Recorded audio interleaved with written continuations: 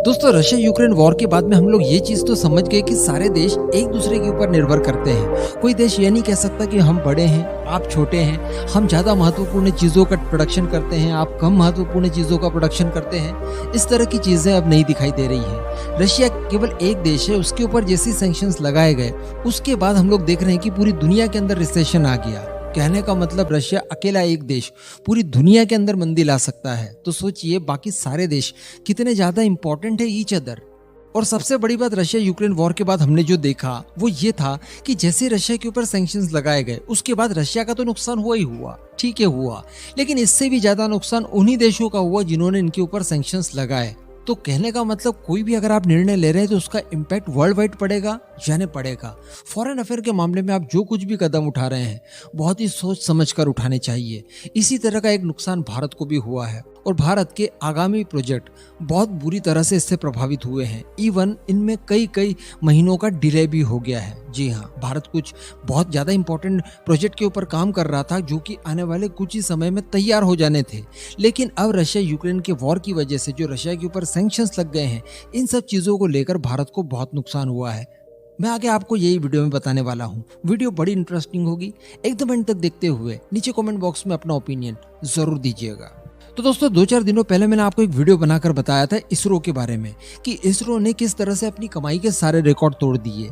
इसी वीडियो में मैंने आपको ये भी बताया था कि इसरो की मदद से ही 34 देश दुनिया के अपने सैटेलाइट लॉन्च कर पाए और दुनिया के ज्यादातर देश जो भी अपने लिए सैटेलाइट लॉन्च करते हैं उसमें सबसे बड़ा योगदान इसरो का ही होता है। यानी अगर इसरो अपना सहयोग ना दे तो दुनिया के मैक्सिमम देश अपने सैटेलाइट लॉन्च कर ही नहीं सकते। तो यहाँ पर भी वो चीज साबित हो गई कि सभी लोग आपस में कनेक्टेड हैं, एक दूसरे की मदद करते रहते हैं किसी न किसी चीज को लेकर।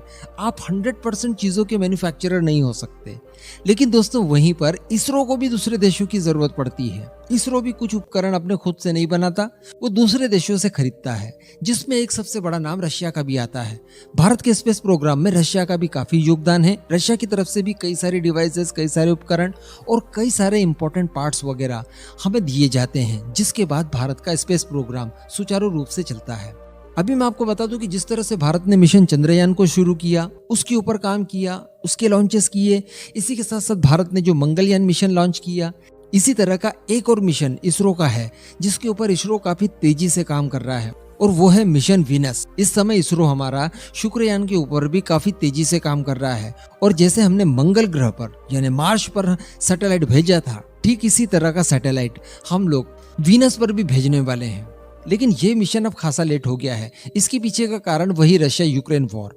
अब मैं आपको बताता हूँ कि हुआ क्या है। दरअसल इसरो काफी चीजें, जैसा मैंने अभी आपको बताया, कि रशिया से लेता है, जिसके बाद अपना स्पेस प्रोग्राम सुचारू रूप से चल पाता है। लेकिन कई सारे ऐसे भी डिवाइसेस हैं जो कि फ्रांस और रशिया मिलकर भारत के इसरो के लिए तैयार करने वाले थे। और इसमें सबसे ज्यादा महत्वपूर्ण था स्पेक्ट्रोस्कोपी। ये एक ऐसी डिवाइस होने वाली थी जिससे आप वीनस ग्रह के एटमॉस्फेयर को अध्ययन करते, उसकी स्टडी कर पाते। यानी ये डिवाइस रशिया की और फ्रांस की स्पेस एजेंसी ज्वाइंटली मिलकर डेवलप करने वाले थे भारत के इसरो के लिए। इसी डिवाइस का इस्तेमाल हम लोग करने वाले थे हमारे मिशन वीनस में, जिससे वीनस के एटमॉस्फेयर में किस तरह की चीजें चल रही है, वहां पर क्या अलग है पृथ्वी की तुलना में, या फिर मार्स की तुलना में, या फिर मून की तुलना में, किस तरह से वो डिफरेंट है, इन सब की स्टडी करने वाला था स्पेक्ट्रोस्कोपी, जो कि फ्रांस और रशिया ज्वाइंटली डेवलप करने वाले थे। लेकिन अभी चूंकि आप जानते हैं कि यूरोपियन यूनियन ने रशिया के ऊपर लगा दिए हैं ढेर सारे सैंक्शंस और इसकी वजह से फ्रांस मजबूर है अपने इस सारे प्रोग्राम को कैंसिल करने के लिए। यानी फ्रांस की तरफ से अब ये बता दिया गया है कि हम लोग रशिया के साथ मिलकर इस तरह की कोई परियोजना आगे नहीं बढ़ा सकते। इस बात की जानकारी खुद रशिया के स्पेस प्रोग्राम से संबंधित कुछ बड़े अधिकारियों द्वारा रशिया की ही एक न्यूज एजेंसी ताश को दी गई है। उन्होंने बताया कि फ्रांस इस परियोजना को आगे नहीं बढ़ा सकता। तो अब इन्होंने तो बड़े आसानी से कह दिया कि ठीक है, इस तरह की कोई परियोजना अब दोनों देशों के बीच में नहीं चलेगी। लेकिन इसका इम्पैक्ट हमारे मिशन के ऊपर कितना पड़ेगा? भारत का इसरो जो कि इन्हीं के भरोसे बैठा था अपने मिशन वीनस को लेकर, अब वो डिले हो जाएगा डेफिनेटली, क्योंकि इसके लिए अब हमें कोई अदर ऑप्शन ढूंढना पड़ेगा जिसमें समय तो लगेगा। तो बताया जा रहा है कि साल भर से भी ज्यादा का समय इसमें लग सकता है और ये चीजें अब काफी डिले हो जाएंगी।